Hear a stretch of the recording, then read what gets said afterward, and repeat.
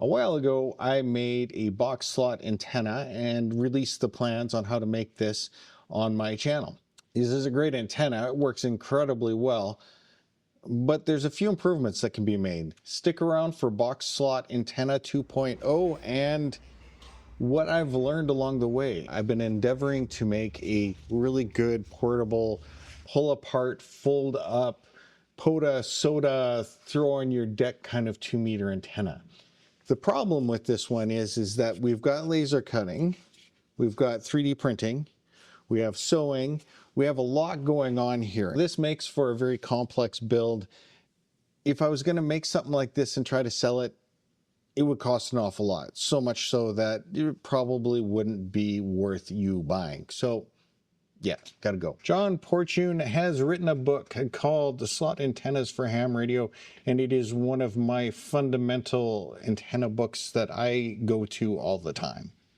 Highly recommend that you grab this on the Kindle, and you can find links for it down below. In John's book, he uses 2 plates on top of each other that have been shorted out so that you create a slot and effectively a box slot, but it's just the 2 plates. This made me think about something, is that the element itself doesn't have to be straight up and down or flat to the direction that I want it to go. It can also be on this edge, because the edge of the tape is what is transmitting. The rest of the material is helping with the transmission and being able to handle the power. But where the transmission is coming out is right along the edge. Therefore, the orientation of the tape is not that important, which means that I can take this tape here, flatten it out, turn it 90 degrees, and do a quick tape around a square. I got excited, I started building, but then I realized that I should be filming. So part of the initial build here is not filmed, but I'm pretty sure you'll get the idea. It's a couple of pieces of cardboard. I threw some tape around the outside. These are 11.75-inch squares, and they're separated by about 3 inches. Here's part of the win on this build. I wanted to be able to have a short out section that can move back and forth, that will handle the SWR, and the other one that can handle the frequency. When you're normally testing these, you use a piece of tape, and then if it's not working, you pull it off, then you put it back on. That can be a bit arduous, and it can take a lot of time. With these little shorting blocks, you can move them anywhere you want. And they're all just friction fit. They are touching, but they're also capacitively coupled. So the connections are actually pretty stable. Turns out that this 2-meter antenna can be a 2-meter antenna, 1.25-meter antenna, or a 70-centimeter antenna. GMRS, I'm pretty sure I can tune it anywhere in between those. By using these 2 pieces, I'm able to change where the SWR is and what the frequency is. For 70 centimeters, you only need to short it out with one of these. So what I've done here is that I've taken out that second one, that tuning element that I'm using for 2 meters, and I just have that one short. And I can tune up and down the band, make it shorter, raise the frequency, make it longer, drop the frequency. So it's a high Q antenna that's tunable anywhere in the 2-meter and 70-centimeter band, and I'm pretty sure some of the other bands. Local repeater, let's see. This is Victor Echo 6 here, Foxtrot X-ray, doing a radio check on 70 centimeters. Anybody on this repeater can hear me? Yes!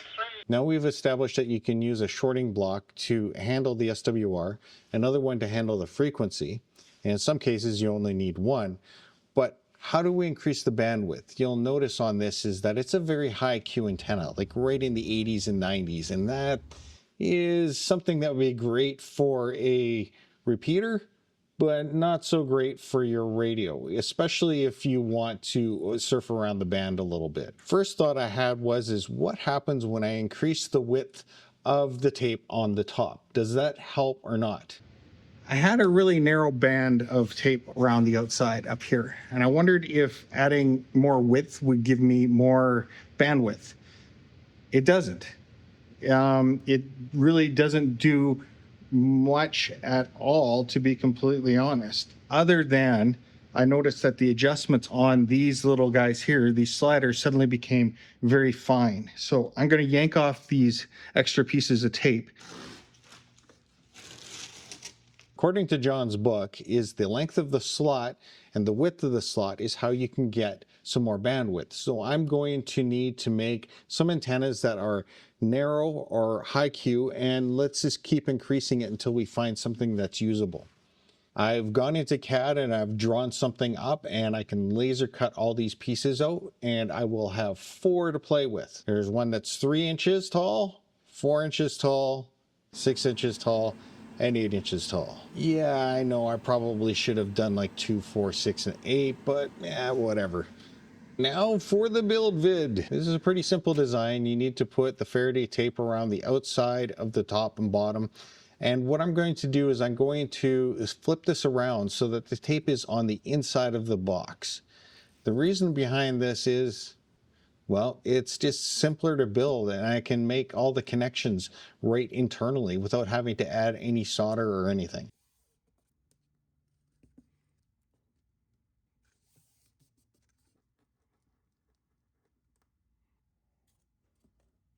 We're going to take one of my BNC connectors and we're going to hook that into one of these ribs.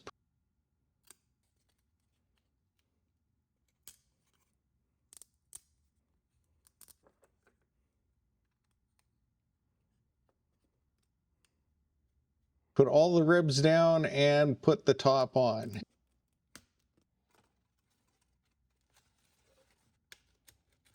Now I have these little shorting pieces, and all you have to do is put some Faraday tape along the inside of it, and then it will clamp onto the foam core board.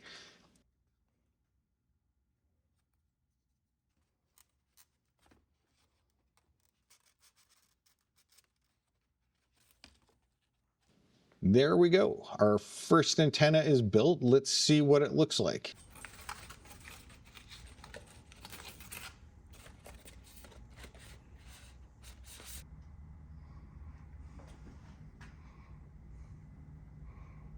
Here's how you tune the frequency, is this guy here. This one here helps you tune the antenna and make sure that the SWR comes into where you need it to be.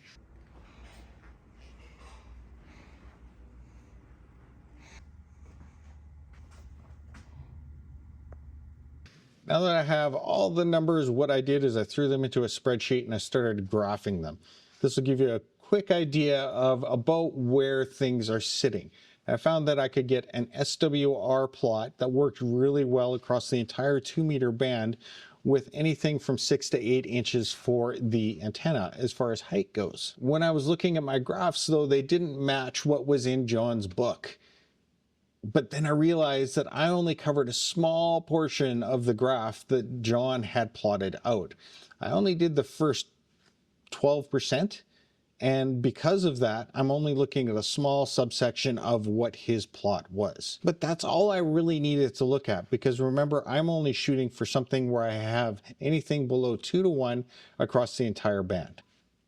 I'm going to be making plans for this, and I'm also going to be making kits and potentially fully built antennas. If you want to know how to get access to any of that, there is going to be a link down below to my email list, and if you get on the email list, I will let you know when I have these things available. Also, check out my Patreon, where I will release a lot of these plans, and you can buy the plans individually, or you can join as a member month by month, and as I develop and make new antennas, you just automatically get them and not have to buy each individual set. I'm fully aware I need to do a whole lot more testing on this to fine tune and make this antenna a little more viable and the plans better for everybody else to build. But I do have a few questions for you. Do you want a high Q antenna where you can have it slotted out into a very specific frequency, or do you prefer an antenna that has a lower Q but is able to manage the entire band without having to monkey around and play with any of the tuning? You can stack these, phase array them, and get yourself 3 to 6 dB gain just by stacking them and putting in a phasing harness. Does that interest you? If any of this interests you, please let me know in the comments down below.